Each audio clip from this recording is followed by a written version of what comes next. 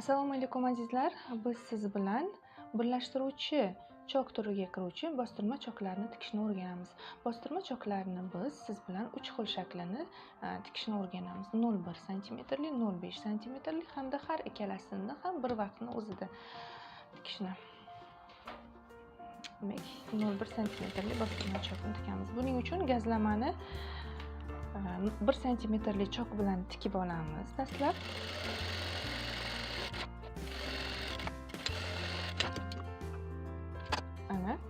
endi bunga 0,1 sm bostirma chok tikamiz.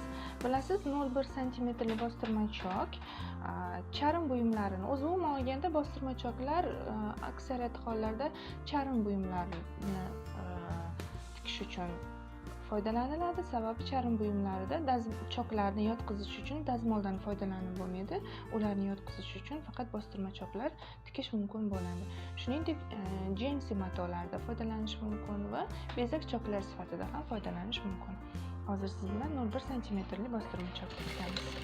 Buning uchun mana bu chokdan mana bu yerda 0,1 sm masofa qoldirib ustidan tikish lozim bo'ladi. Buning uchun esa nazarni ignaga, mana chokka qaratish kerak bo'ladi. Tekis chiqishi uchun.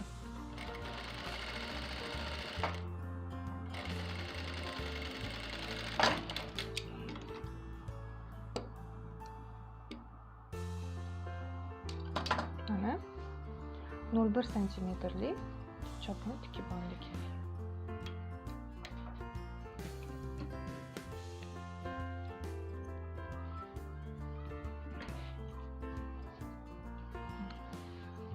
Endi 0,5 sm bostirma chok tikamiz. Mana orqa qirqimni yon tomoniga yotqizib,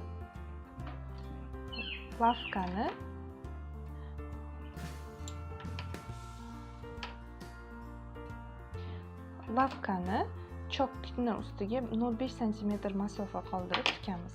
Mana bu chokka nisbatan 0,5 sm masofa qolishi kerak bo'ladi. Ya'ni bu aksariyat hollarda bir lavka kengligiga to'g'ri keladi.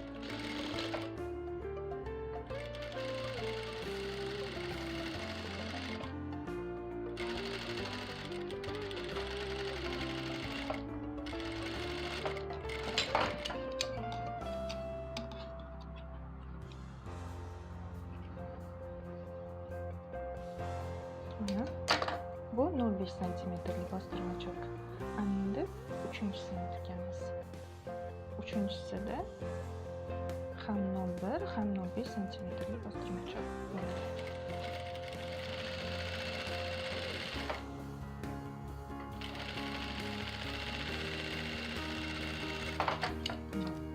Dastlab 0,1 sm tikib olamiz va 0,1 sm ga parallel ravishda, bir xil parallel ravishda 0,5 sm chokni ham tikib olinadi.